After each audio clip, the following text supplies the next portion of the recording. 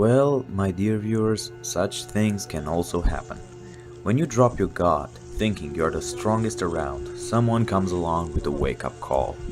An attack helicopter, Kamov ka-52 Alligator, has been hit by a rocket in its left wing. Luckily, it did not explode mid-air.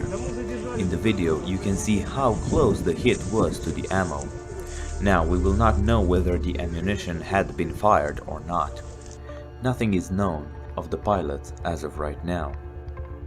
I want to thank the people who post such footage so that we, the public, are informed of the current situation.